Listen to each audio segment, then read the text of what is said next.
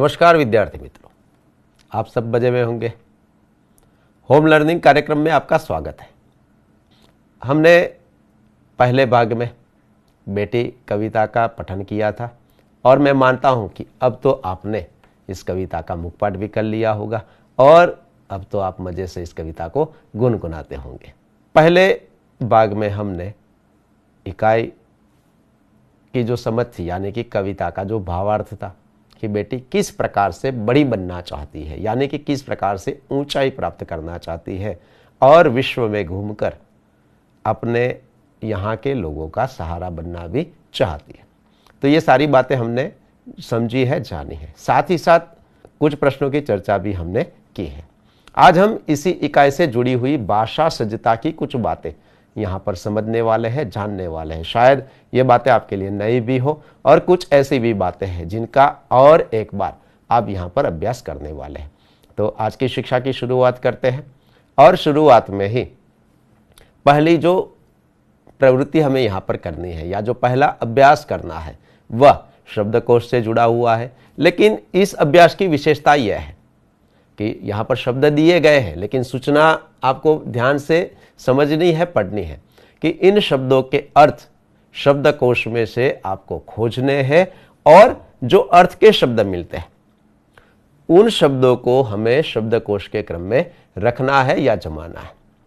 अभी तो स्कूल बंद है तो शायद आपके पास शब्दकोश नहीं होगा, तो यहाँ पर ही हम इस प्रक्रिया को या शब्दकोश के इस क्रम को समझने का प्रयत्न करते हैं। साथ ही साथ किताब में जो शब्द दिए गए हैं उनके अर्थ क्या होते हैं ये भी जानते हैं। तो आइए देखते हैं शब्दकोश की इस प्रवृत्ति को। तो देखिए जरा, यहाँ पर आप शब्द देख रहे हैं। पहला शब्द जो है मिसाल, दूसरा है गर्व, तीसरा है अंबर, चौथा है कष्ट और पांचवा जो शब्द दिया गया है शान। इन शब्दों को हमें शब्दकोश के क्रम में नहीं रखना है, लेकिन शब्दकोश में से इन शब्दों के अर्थ खोजने हैं और उसके बाद जो अर्थ वाले शब्द मिलते हैं उनको शब्दकोश के क्रम में हमें रखना है। आइए इनके अर्थ भी देख लेते हैं। मिसाल जो शब्द है उसका अर्थ होता है उदाहरण, और हमने बेटी एक मिसाल बनना चाहती है, एक उदाहरण बनना चाहती है कि अन्य बेटियां भी और अन्य लोग भी उसकी तरह अपने आप को मजबूत बनाकर दूसरों का सहारा बन सके और चांद के जैसे, तारे के जैसे उन्नत बन सके। ये बात हमने इस कविता से समझी है।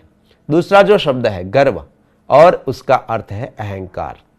तीसरा जो शब्द है अंबर है और उसका पर्याय है आकाश। उसके कई सारे पर्याय हमने देखे हैं। चौथा जो शब्द है कष्ट और उसका अर्थ होता है मुसीबत। और पांचवा जो शब्द है शान और उसका अर्थ होता है प्रतिष्ठा। तो अब आपको ये सोचना है कि हमें जो ये अर्थ मिले हैं इन शब्दों को हम किस क्रम में रख सकते हैं। पहला जो है उदाहरण, अहंकार, आकाश, मुसीबत और प्रतिष्ठा। शायद आपको लगेगा कि ये तो सारे क्रम में रखे हुए हैं, लेकिन ऐसा नहीं है ना।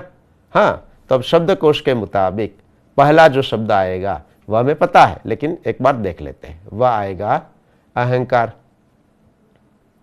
दूसरा जो आएगा वह आएगा आकाश। तीसरा जो शब्द आएगा वह है उदाहरण।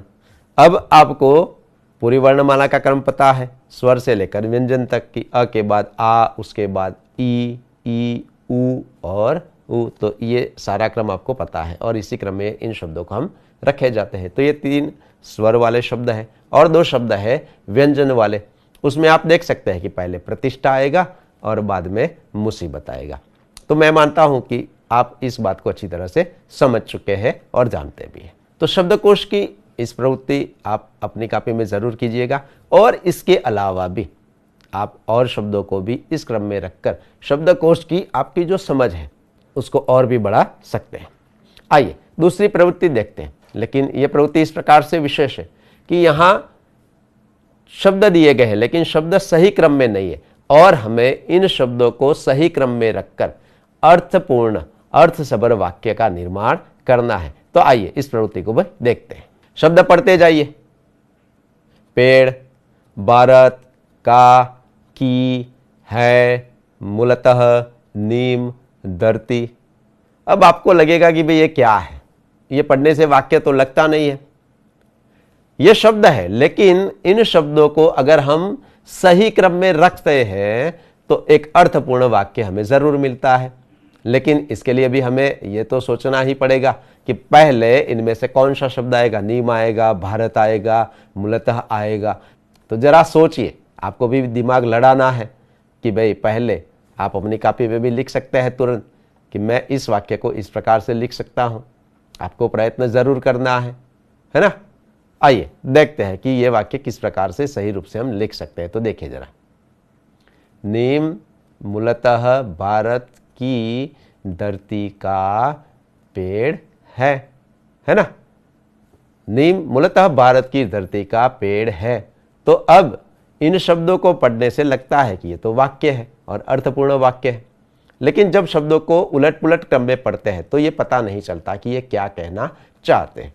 तो इससे भी हमें पता चलता है कि जब भी हम अपनी बात को प्रस्तुत करते हैं तब हमें शब्दों को किस क्रम में रखकर बोलना चाहिए ताकि सामने वाला उसको अच्छी तरह से समझ सके। यानी कि हम जो कहना चाहते हैं उसका सही रूप से अर्थ ग्रहण हो सके, है ना, और हमारी अभिव्यक्ति भी कैसी हो, अच्छी हो। आइए दूसरा वाक्य देखते हैं। नीम है दातुन श्रेष्ठ की होती दांतों लिए के। अब सोचिए, हाँ शायद आपको पता चल गया है कि भाई इसमें कौन सा शब्द पहले आएगा और वाक्य भी किस प्रकार से बनेगा। देखते हैं जरा। दांतों के लिए नीम की दातुन श्रेष्ठ होती है। आप भी दातुन करते होंगे, शायद आप ब्रश करते होंगे, लेकिन दांतों के लिए नीम की दातुन श्रेष्ठ होती है। आइए अगला वाक्य देखते हैं। दिया जलाकर दिया रख मैं आंगन। अब सोचिए कि यहां पर दिया है, दूसरी बार भी दिया है, लेकिन जब हम बोलते हैं तो पता शायद नहीं चलता कि ये दिया और ये दिया, इन दोनों में क्या भेद है। लेकिन लिखावट से तो ये आपको साफ पता चलता है कि एक दीर्घ ई वाला है, एक ह्रस्व ई वाला है, और इसके कारण इसके अर्थ भी भिन्न भिन्न है। और जब इन शब्दों का प्रयोग करके हमें वाक्य लिखना है तो हमारा वाक्य सही रूप से किस प्रकार से लिखा जा सकता है ना। और दिया का अर्थ जब दीर्घई होता है तब क्या होता है और ह्रस्वई होता है तब क्या होता है। आइए वाक्य के रूप में इसे पहले देखते हैं। दिया जलाकर आंगन में रख दिया। अब आपको पता चल गया है कि अब जो पहले दिया है उसका अर्थ होता है दीपक, है ना। अभी आपने दीपावली गई है तो आपने भी अपने आंगन में दिए जलाकर रखे होंगे, और दिया का अर्थ है देना या रखना, और ये प्रक्रिया करना। तो इस बात को भी समझना हमारे लिए बहुत ही आवश्यक और महत्वपूर्ण है। आइए अगले शब्द देखते हैं और उनका वाक्य क्या बनेगा ये आपको सोचना है। विनम्रता चाहिए, व्यवहार हमारे में होनी भी। अब सोचिए, मैं इस प्रकार से अगर वाक्य बोलता हूं तो क्या आप समझ सकते हैं? नहीं समझ सकते, क्योंकि मैं क्या कहना चाहता हूं वह सामने वाला नहीं समझ सकता। इसीलिए इन शब्दों को हमें सही क्रम में रखकर ही अपनी बात को प्रस्तुत करनी चाहिए। देखिए अब इन्हीं शब्दों को हम सही क्रम में रख देते हैं और किस प्रकार से हम उसको समझ भी सकते हैं। ये देखिए, हमारे व्यवहार में विनम्रता भी होनी चाहिए। कैसा लगता है? अरे ये तो अच्छा वाक्य बन गया, यानी कि इस वाक्य को हम अच्छी तरह से समझ सकते हैं। तो मित्रों, ये अभ्यास इसलिए महत्वपूर्ण है कि जब भी हम भाषा में बात करना चाहते हैं, यानी कि आप अभी हिंदी बोलना प्रयत्न कर रहे हैं, आप हिंदी बोलते हैं, तब आपको इन बातों को जरूर ध्यान में रखनी है कि कौन सा शब्द हमें पहले बोलना है, कौन सा शब्द बाद में बोलना है। यानी कि जब भी आप अभिव्यक्त होते हैं, आप मौखिक रूप से अभिव्यक्ति करते हैं या लिखित रूप से करते हैं, क्योंकि आप अपनी कॉपी में उत्तर भी लिखते होंगे, स्वतंत्र लेखन भी लिखते होंगे, तब भी आपको इन बातों को जरूर ध्यान में रखना है। तो मैं मानता हूं कि अब आप इस प्रकार का अभ्यास खुद भी करेंगे। भाषा की एक ऐसी ही और एक विशेषता है कि जिसमें हमने एक वचन और बहुवचन का परिचय तो प्राप्त कर लिया है, लेकिन जब वाक्य में उन शब्दों का प्रयोग करते हैं, और कुछ शब्द तो ऐसे हैं कि जिनका एक वचन से बहुवचन में परिवर्तन करते या बहुवचन से एक वचन में परिवर्तन करते हैं तो उसके रूप में बदलाव आता है, लेकिन कुछ शब्द तो ऐसे हैं कि उसमें बदलाव भी नहीं आता। तो आइए ऐसे ही कुछ उदाहरण यहाँ पर देखते हैं और साथ ही साथ उन शब्दों का वाक्य में प्रयोग करने से किस प्रकार से वाक्य लिखेंगे ये भी जानते हैं। तो देखिए, जैसे कि एक शब्द दिया गया है घोड़ा और उसका वचन परिवर्तन अब आपको पता है घोड़ा, हाँ तो घोड़े। लेकिन जब वाक्य लिखते हैं तो वाक्य इस प्रकार से लिखा जाता है, जैसे कि मैंने यहां पर दौड़ने की बात की है कि घोड़ा दौड़ रहा है, लेकिन जब घोड़े होंगे तब, हाँ तो तब हम इस प्रकार से लिख सकते हैं कि घोड़े दौड़ रहे हैं। यहां पर आपको इस बात को जरूर समझनी है, ध्यान में रखनी है कि एक वचन में है पर अनुस्वार नहीं होता, यानी कि घोड़ा दौड़ रहा है। लेकिन जब बहुवचन में घोड़े की बात करते हैं तो घोड़े दौड़ रहे हैं, है ना। तो आप जब बोलते हैं तब भी सामने वाला ये समझ सकता है कि आप क्या कहना चाहते हैं, और लिखने में भी इस बात को आपको ध्यान में रखनी है। अगला शब्द देखते हैं।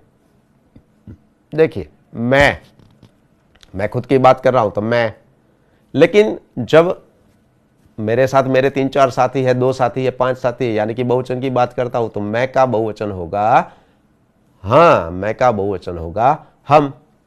जैसे इसका वाक्य प्रयोग इस प्रकार से भी कर सकते हैं, मैं पढ़ रहा हूं, मैं भी पढ़ा रहा हूं, मैं ऐसा भी कह सकता हूं, है ना। और आप कह सकते हैं कि मैं पढ़ रहा हूं। लेकिन जब बहुवचन में हम का प्रयोग करते हैं तो हम पढ़ रहे हैं। मैं मानता हूं कि आप इस बात को अब अच्छी तरह से समझ रहे हैं। आइए अगला शब्द देखते हैं, बच्चा। तो उसका वचन परिवर्तन होगा बच्चे। बच्चा रो रहा है और उसका बहुवचन वाला जो रूप है उसका वाक्य प्रयोग होगा, हाँ बच्चे रो रहे हैं। अब आप सही ये बात समझ रहे हैं। अगला जो शब्द है खिलौना, और उसका बहुवचन होगा खिलौने, है ना। अब इसका वाक्य प्रयोग देखते हैं, निधि का खिलौना सुंदर है। और जब बहुवचन में खिलौना शब्द का प्रयोग करते हैं तो खिलौने, ममता के खिलौने सुंदर हैं। तो ये बात हमें यहां पर समझनी भी है। साथ ही साथ जब हम इसी प्रकार से किसी भी शब्दों का वचन परिवर्तन करके वाक्य प्रयोग करते तब भी ये बात हमें ध्यान में जरूर रखनी है। अगला शब्द देखते हैं, खेत। अब सोचिए कि इसका वचन परिवर्तन क्या होगा। मैंने शुरुआत में ही आपको बताया था, हाँ इसका वचन परिवर्तन होगा खेत। खेत और खेत, यानी कि जब वाक्य प्रयोग करेंगे तभी इस बात को हम अच्छी तरह से समझ सकते हैं। खेत हरा भरा है, यहां पर एक ही खेत की बात है कि खेत हरा भरा दिख रहा है। और अब देखिए, खेत हरे भरे हैं, यहां कई सारे खेतों की बात मैं यहां पर कर रहा हूं, लेकिन खेतों ऐसा शब्द नहीं प्रयोग होता। खेत का खेत ही यहां पर प्रयोग में लिया जाता है, यानी कि खेत एक वचन के लिए भी है और बहुवचन में भी खेत शब्द का ही प्रयोग यहां पर होता है। तो एक वचन और बहुवचन वाले जो वाक्य है, यानी कि शब्द का वचन परिवर्तन करके उनका वाक्य में प्रयोग हम इस प्रकार से कर सकते हैं। आपको भी इन शब्दों का वचन परिवर्तन आपको पता चल गया, लेकिन यही वाक्य नहीं लिखने, आपको अपनी सोच के अनुसार अपने वाक्य यहां पर अपनी कॉपी में जरूर लिखने हैं। इन सारे अभ्यासों के बाद विशेषण के प्रकार और उन प्रकारों के कुछ उदाहरण हम यहां पर आज जानने वाले हैं और उनको समझने वाले हैं। वैसे तो विशेषण किसे कहते हैं और विशेषण क्यों प्रयोग में लिए जाते हैं, ये सारी बातें आप अच्छी तरह से समझ चुके हैं। लेकिन विशेषण के कितने प्रकार हैं और कौन सा प्रकार किन शब्दों के जरिए हम ये जान सकते हैं कि ये विशेषण का यह प्रकार है, तो उसके कुछ उदाहरण और उसके कुछ प्रकारों के बारे में आज हम यहाँ पर समझने वाले हैं, चर्चा करने वाले। तो शुरुआत करते हैं विशेषण और उसके प्रकारों की जानकारी की। तो देखिए जरा, यहाँ आपके लिए एक सूचना है।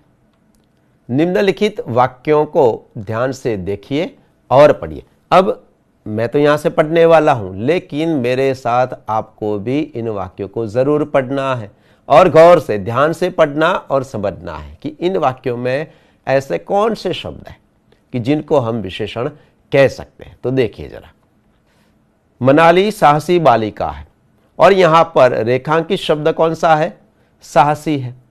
यानी कि मनाली बालिका है ऐसा कहते हैं तब भी चलता है, वाक्य तो वही है और सही है।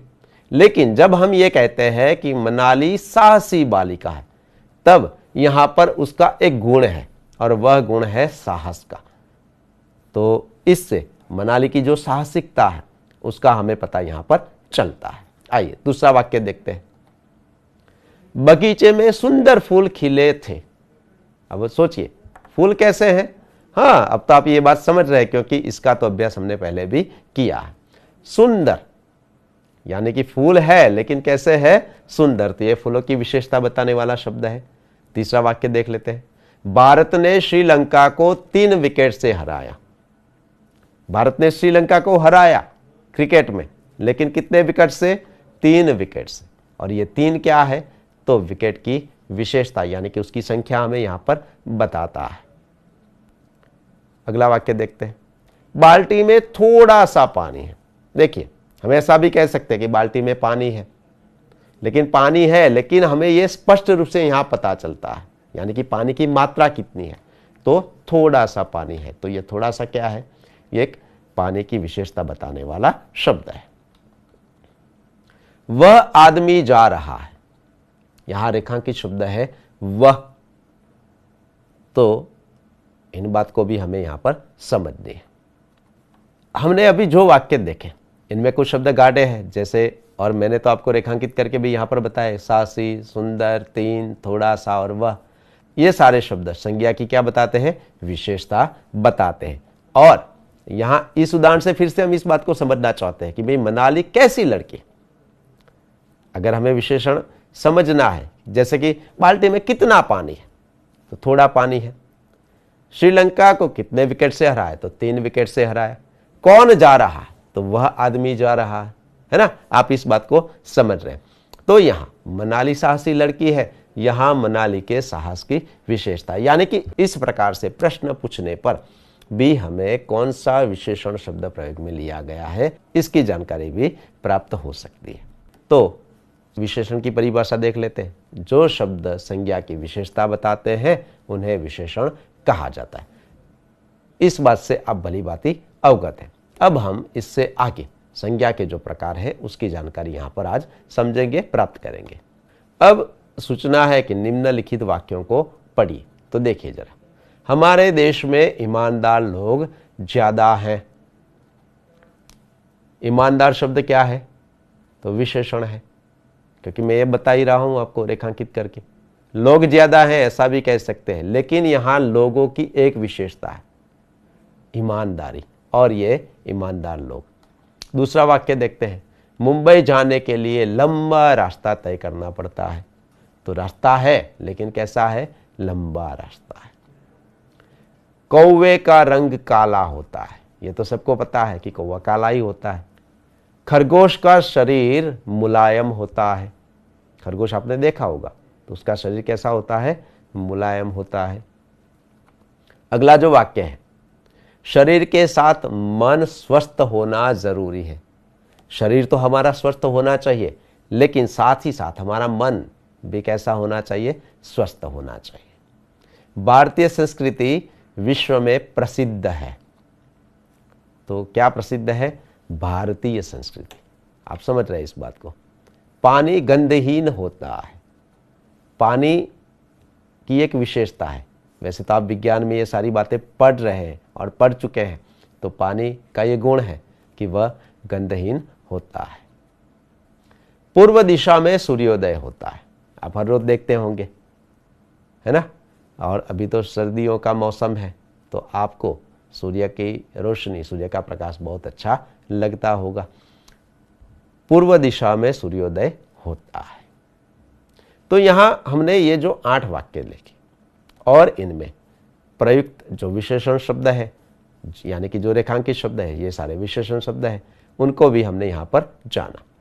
आइए अब इन शब्दों के जरिए हर एक वाक्य में किसकी और कैसी विशेषता हमें देखने को मिलती है, ये भी इसके जरिए ही जान लेते हैं। तो देखिए जरा, देखिए, ईमानदार संज्ञा का गुण और दोष बताता है। ईमानदार की जगह पर अगर हम रख देते हैं बुरे, तो हम कह सकते हैं कि भाई हमारे देश में ईमानदार लोग ज़्यादा है, उसकी जगह पर बुरे लोग ज़्यादा है। तो ये लोग कैसे? बुरे। लेकिन यहाँ पर ईमानदार शब्द का प्रयोग किया है। अगर कोई कह सकता है कि धनी लोग ज़्यादा है, कोई कह सकता है कि गरीब लोग ज़्यादा है, जिस प्रकार से भी आप विशेषण का प्रयोग, यानी कि ये जो सारे शब्द हैं ये क्या दर्शाते हैं? गुण और दोष की बात कर, यानी कि अच्छी बात और उनकी जो बुरी बात है या नकारात्मक बात है, यानी कि गुण दोष यहाँ पर ईमानदार शब्द से हमें पता चलता है। दूसरा जो है, रास्ता है लेकिन कैसा है? लंबा है। तो ये आकार या अंतर बताता है। इसी प्रकार से काला तो रंग या रूप की बात करता है। जैसे कि आप कह सकते हैं कि भाई गाय का रंग लाल है, तो ये लाल क्या है? उसका रंग यहाँ पर दर्शाता है। तो रंग रूप की ये बात है। मुलायम, ये स्पर्श का पता चलता है कि भाई खरगोश का शरीर मुलायम होता है, लेकिन ये कब पता चलता है? जब हम उसको स्पर्श करते हैं तब। इसी प्रकार से स्वस्थ, तो ये दशा, कोई दुखी होता है, कोई खुश होता है, कोई आनंदित होता है, तो ये सारी मन की दशाएं हैं, भाव हैं। और ये स्वस्थ शब्द से हमें दशा या अवस्था का पता चलता है। कोई दुखी है, ऐसे शब्द का प्रयोग करते तब भी उसकी दशा या अवस्था का हमें यहाँ पर पता चलता है। भारतीय संस्कृति, लेकिन कैसी संस्कृति है? तो भारतीय संस्कृति विश्व में प्रसिद्ध है। तो ये स्थान, देश, काल की बात यहाँ पर हो रही है। भारतीय की जगह पर आप और शब्द प्रयोग करते हैं तो उस देश या उस काल साल की हम यहाँ पर बात कर सकते हैं। गंधहीन, यानी कि ये शब्द हमें स्वाद, गंध आदि को दर्शाता है, यानी कि पानी की बात यहाँ पर की गई है। लेकिन हम ऐसा भी कह सकते हैं कि भाई आम का स्वाद मीठा होता है ना, कह सकते हैं। तो ये हमें स्वाद और गंध की बात इन शब्दों के जरिए जानने को, यानी कि उस संज्ञा की विशेषता जानने को मिलती है। पूर्व, यह दिशा को दर्शाता है। वैसे तो हमें पता है कि 4 दिशाएं हैं और इनसे हमें दिशा का बोध होता है। अर्थात जिस शब्द से संज्ञा के गुण, दोष, आकार, रंग रूप, स्पर्श, दशा, अवस्था, स्थान, देश, काल, स्वाद, गंध और दिशा का बोध हो, उसे गुणवाचक विशेषण कहते हैं। मैंने आपको यह बताया था शुरुआत में है कि आज हम विशेषण के कुछ प्रकार जानने वाले हैं। वैसे तो विशेषण से आप परिचित थे, लेकिन यहाँ पर आपने देखा कि इन 8 वाक्यों में हमने भिन्न भिन्न शब्दों का, यानी कि भिन्न भिन्न विशेषण शब्दों का प्रयोग किया और हर एक विशेषण शब्द संज्ञा की भिन्न भिन्न बातों का हमें बोध कराता है।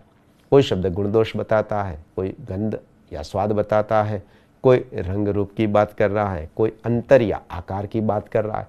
तो ये जो सारे शब्द हैं उनको हम गुणवाचक विशेषण, यानी कि संज्ञा के कौन से गुण हमें इन शब्दों से पता चलता है और जिन शब्दों से संज्ञा के गुण दोष का पता चलता है उन्हें हम गुणवाचक विशेषण कहते हैं। यानी कि विशेषण का ये पहला प्रकार है गुणवाचक विशेषण।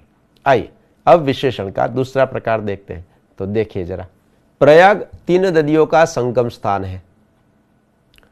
आज के लिए आधा लीटर दूध चाहिए। गौरव तीसरी कक्षा में पढ़ता है। सचिन वनडे में दोहरा शतक लगा चुके हैं। यहां पर आप देख रहे हैं कि जो रेखांकित शब्द है, जैसे कि पहले वाक्य में है 3, दूसरे में आधा, तीसरे में तीसरी और चौथे में दोहरा। तो ये सारे शब्द हमें किसी न किसी संख्या का बोध कराते हैं, है ना। आइए इसको समझते हैं और हर एक वाक्य में अब इस बात को आपको समझना है। हमने यहाँ पर जो भी वाक्य देखे हैं इसमें हमें इस बात को समझना है। जैसे कि नदियाँ तो 3, दूध तो कितना, मात्रा आधा लीटर, यानी कि नदियों की संख्या है, दूध की मात्रा है। कक्षा तो उसका क्रम है, जैसे कि आप भी 7वीं कक्षा में पढ़ रहे हैं, है ना। तो उसी प्रकार से शतक तो ये आवृत्ति है। इस प्रकार से हम आवृत्ति का बोध भी करा सकते हैं। लेकिन ये सारी बातें हमें किसी न किसी संख्या का निर्देश कराती है। तो आइए इसको भी समझते हैं कि जिन शब्दों से वस्तु की निश्चित संख्या का बोध होता है उसे हम निश्चित संख्यावाचक विशेषण कहते हैं। विशेषण का ये दूसरा प्रकार है। अब आप ये बात अच्छी तरह से समझ चुके हैं कि संख्या का बोध कराने वाले शब्दों को निश्चित संख्यावाचक विशेषण कहते हैं। अब इन वाक्यों को पढ़िए। कई लोग नर्मदा की परिक्रमा करते हैं।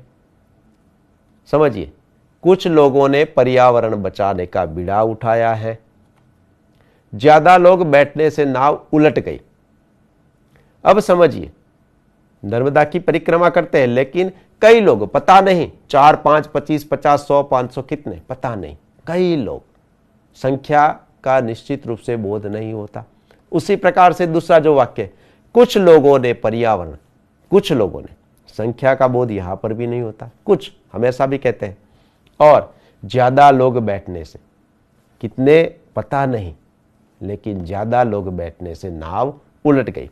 तो ये सारे जो शब्द है उससे हमें संख्या का निश्चित बोध नहीं होता, इसलिए इसे अनिश्चित संख्या कहते हैं।